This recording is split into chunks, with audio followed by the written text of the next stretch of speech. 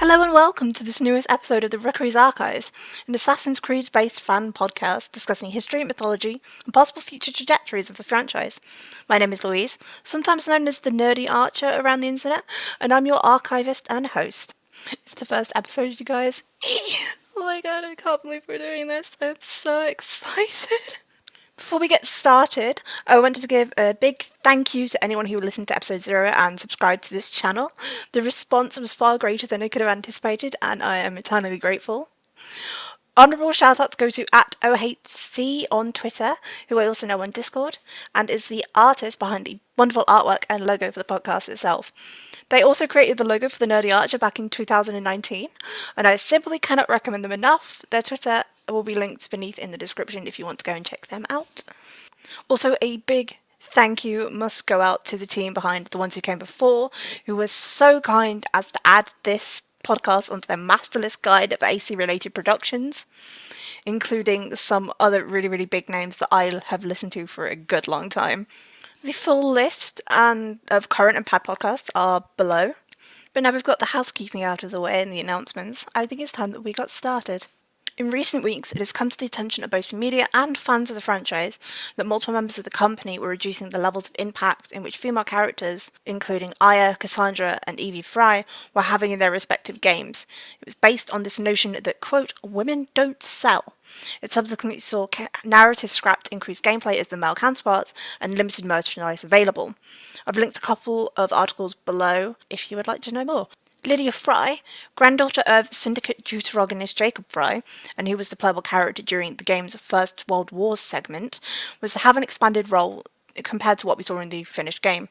Beyond the Great World War setting, she would have also had an expanded part, as well as more exploration within the Suffragette movement in Edwardian Britain, which kind of wasn't what we were presented with.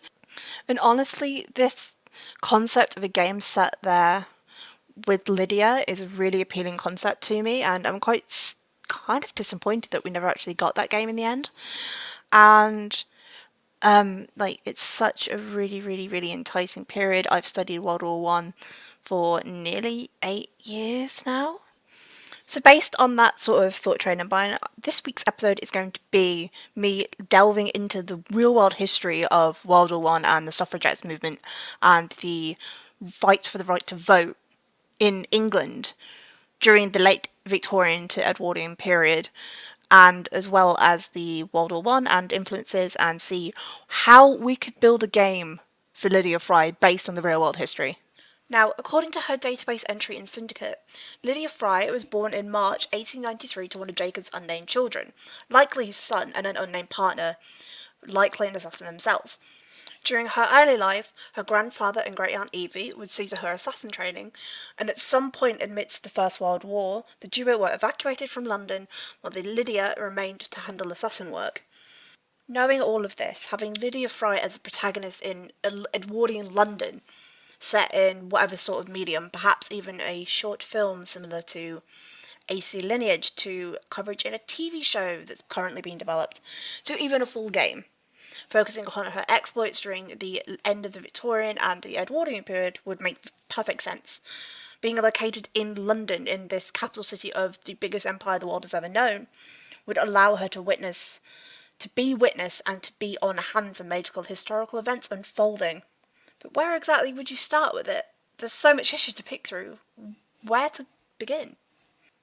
I shared on Twitter a while ago a small element that I would personally include in the narrative, and sort of had an idea of this opening scene to the game or film. My thinking was sort of like a prologue, with suffragettes being arrested and subsequently released on bail. A scene would begin kind of with Lydia in that point, maybe after the Pankhurst balcony speech in Camden Square in 1913, or the Black Monday protest outside Parliament in 1910.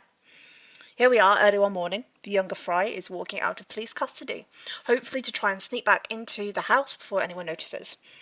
She walks across the road. The camera stops as she is mid-crossing. She swears.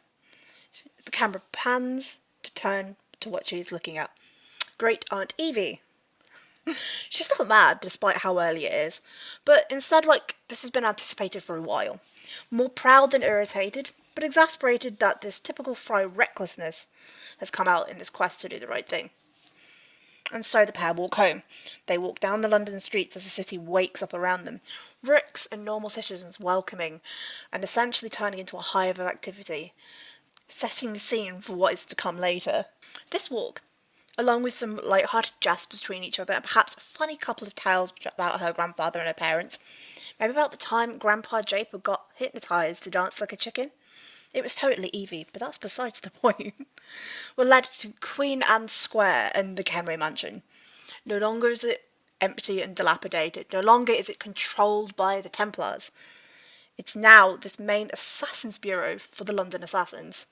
And that's sort of my thinking for how you could start this game or this TV show or this film. But there are other tales in there that you could add later on and probably have as playable sequences in the game. The First World War and the Edwardian period is full of stories, so why not inspire one of the most infamous tales to come out of the war? Picture this. It's early on during the conflict in 1914. Trenches aren't even a consideration for most people yet, or are just becoming one. So you are around this point where you have battles such as the First Battle of the Marne or Mons. It is that early. The Battle of Mons happened on August 23rd, 1914, and was called a key moment during the war for the British, and was also a retreat. In the following September, Arthur Machen published a short story called The Bowman, which began the myth of this so-called Angel of Mons, and in turn inspired stories from men in the trenches of ethereal figures guiding them on the battlefield to safety. One man even recalled the ghost of a superior commander, I think it's a captain, leading them off the field to safety, and only realising afterwards, once the spectral image had disappeared, that the captain had been killed in action weeks prior. This retreat at Mons must happen, but there is no clearing for people to do so, and the bridge must come down to ensure that encroaching Germans do not follow. So in comes this figure trained in stealth, and remarkably saves and directs withdrawing men from the battlefield, and citizens from this nearby village to safety, and in consequence inspires a modern legend. I feel like this memory of Lydia would be executed sort of with a mix of two elements, from the No Man's Land sequence in Wonder Woman, and then also Conor Cameron's sprint through Charlestown during the Battle of Bunker Hill in AC3. Just this image of cutting through the moment of complete carnage to ensure the safety of innocent people. The Assassin's Creed franchise has a record of historical in-jokes, with covering the tracks of both the Brotherhood and the Templar Order with myths and folktales. So the tale of the Angel of Mons being laced with some element of truth makes perfect sense from a lore standpoint. There have also been numerous occasions in history where women have dressed as men or lied on enlistment forms in order to fight, including some women already in the AC lore like Anne Bonny and Mary Read, and Joan of Arc and Julie D'Aubigny, Deborah Sampson and Sarah Edmonds from the United States, and British Flora Sands provide some modern examples. It's not unheard of for this to happen, it's just uncommon. So this is also an avenue that could be explored. And maybe she gets injured during this, or she is chewed out and penalised for nearly compromising this brotherhood during such a daring action. So she gets sent back to London and kind of has to work her way there. It could be an early sequence or a mistake for her to make, such as Altair being stripped of his Master Assassin rank. Lydia would need to use the game as her way to earn her way back up through the Brotherhood and gain this experience back. The war would not be over by Christmas, unlike what so many people believed. They were back in London between reports of conflict, listening to the lists of fallen arriving daily, and this possibility of war on a British soil with Zeppelin raids from Germany coming over from 1915 onwards. Maybe one raid hits the Kenway Mansion, which gives a reason as to why both Jacob and Evie need to be evacuated out of London. Being in their 60s, another option is maybe they're both on the British Council for the Brotherhood, and when it moves its operations from London to somewhere safer, maybe they go with it. So now that we have the city and we have the setting, what do we do with it? We could end up getting snapshots of this early life being trained by the twins, why she decided to initially focus on her studies before becoming a full-fledged assassin in the Brotherhood. What piece exactly caused that change of heart? Did she confide in her grandparents? Ask her them to be her mentors while her parents were away? It could be nice if there was this mechanic for collecting these snapshots, like Evie's journal entries, but also like this artifact thing in Shadow of Mordor and Shadow of War, where you pick up an item and the description happens. There's also like this small personal memory attached to each item, why it makes it special to the wearer. Everyone remembers the memory keys from Revelations, right? One thing that could possibly work is having these memory items having playable segments as Evie or Jacob or Lydia's parents during earlier periods during both the run-up to the First World War, but also the period during the campaign for women's suffrage. Especially with Syndicate set during 1868 and just this one year, a key historical figure for Evie to have the option to meet is John Stuart Mill, a Member of Parliament from 1865 to 68, and author of the On Subjection of Women, which is one of the earliest cases by a male author calling for gender equality. Mill also attempted to introduce an amendment into the 1867 Reform Bill that would replace the word man with person, thus allowing women to get this right to vote. It was shot down. Just like 16,000 previous petitions to Parliament that were unsuccessful calling for the same thing. 2 more Reform Acts would also attempt to introduce the vote to women, with the latter in 1918 being successful in giving the right to vote to women over 30. The 1928 Representation of the People Act would also give all men and women over the age of 21 the right to vote in equal measures. But there are so many options for historical figures to come in and be presented in this game and have an impact. The small segment we've already seen about Lydia gives us Winston Churchill, just a few months after his time as Lord of the Admiralty and the Gallipoli campaign. There is also the possibility of Prime Minister H.H. Asquith, British nurse Edith Cavell. A mission or two based around the Tower of London could also cover the history of spying during World War One. And there are also some key figures from the main base game of Syndicate that could make a reappearance, like Arthur Conan Doyle or Frederick Aberline. And then we have all these figures related to women's suffrage and the Suffragettes movement in London. The WSPU was founded in 1903 by Emmeline Pankhurst and her 2 daughters Sylvia and Christabel. Edith Garrard was also known as one of the first female martial arts instructors and trained members of the WSPU in self-defence. Emily Davidson is infamous as the woman who tried to pin a Suffragette's banner on the King's horse at the 1913 Derby. Countess Markievicz, I may be pronouncing that wrong, is the first woman elected to Parliament in 1918, whilst she was in prison. I could sit here for hours listing famous suffragettes, and I probably would. A name that will stand out on this list to Syndicate fans is Sophia Dilip Singh. Born in 1876, she is the daughter of the last Maharaja of Lahore, Dilip Singh, who is an already established ally to the Fryes and the British Brotherhood. Sophia's sister, Catherine Hilda, was also a suffragette, though not as prominent as Sophia. It would be a nice tie-in to Syndicate to have Sophia in the game. Because their families knew each other, maybe Lydia and Sophia have this really close relationship, such as ended up developing between Ezio and Leonardo. There's so much left uncovered with Syndicate and the Fryes. All the small world-building elements which enamoured people to Ezio or the Kenways, in a way, don't feel like they come through here. There is one kind of element in Lydia's database that is kind of there, but we just don't see anything developed, and that is her partnership with fellow assassin Sam Crowder. They married just before the outbreak of the First World War, and he was later enlisted to fight on the front. Project Legacy mentions that a British medic, who was an assassin, killed a Templar officer during the 1914 Christmas truce on the Western Front. If Crowder enlisted to fight at the outbreak of the war, as so many did, could this have been him? It would be a nice thing to kind of develop. But how did the duo meet? Were there any siblings? And were they assassins too? Churchill calls Lydia Miss Frye, so did Lydia keep her maiden name when they married? I genuinely hope we get a Lydia Frye game. The setting and possible angles to explore gives developers so much to work with. What's more, the game would be the perfect opportunity to expand upon 2, 3, 4 other key assassins during this period, increasing the lore and just general knowledge about the British Brotherhood and the wider modern assassins after the death of Crawford Starrick in 1868. Do the Templars ever attempt to take back London?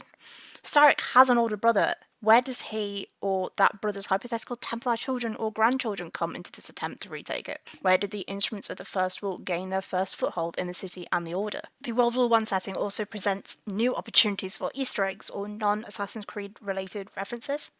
So things like Blackadder Goes Forth, Tolkien, or even Wonder Woman could all be included here. It's the little details that have always made the Assassin's Creed games just feel great to play and explore. and feel overall well-rounded and real. And the modern period around World War One is full of notes, photographs, stories, newspaper clippings, you name it, which will expand the world and just feel this little bit more detail to us. Each Assassin's Creed protagonist that we've seen is kind of driven by like this key word or phrase during their story, from redemption or liberation, even vengeance or family. For Lydia, it's a difficult thing to narrow down at this point because we know so little about her. How could we even tell what her driving central phrase is when the wider Assassin's Creed universe has nothing about her bar her experience in Syndicate and the database? Equality could be this driving force, or that famous campaigning slogan from the Suffragettes of deeds not words. Both fit in for what I see as Lydia's character. But honestly, what do you think? What do you think this driving word is? Is a Lydia Frye set game or a World War One setting something you would want to see in the future? And is there anything or anyone I've missed out that you would like to see? Perhaps a reappearance of Henry Green or one of the other Brotherhoods? And you'll notice I haven't even touched upon a modern day storyline here. Well, I can't give away all my secrets straight out the gate, can I? I had immense fun researching all the stuff for this episode. Some of the research tangents were because I really got into the Assassin's Creed wiki. The random page button is a godsend if you want to find out obscure pieces of lore from the games. It's linked below, along with any reading sources and further reading that I use for this episode that I think would just be really, really fun to have a look at or be interesting to read. There's definitely some angles here which, when I first started researching World War One in an academic form 8 years ago when I was doing my GCSEs, I had no idea about. Nevertheless, I hope you enjoyed this episode of the Rookery's Archives. I'm hoping for episodes of the podcast to come out more regularly, and I already have some episodes scripted and ready to record. Is there anything you would like to see me cover in the future? Maybe a biography of a key figure or key assassin, maybe a historical person that we never really got to know that well, or a feature or another hypothetical one like this, maybe a list of my favourite outfits or ranking the assassins in terms of my personal preference. It's up to you. Leave a comment below with what you would like to see. And if you'd like to keep up with the podcast, then please feel free to subscribe and follow me on @TheNerdyArcher on Twitter for updates and articles and far, far more. Thank you very much for listening. This has been the Rookery's Archive. My name is Louise, and I will see you next time.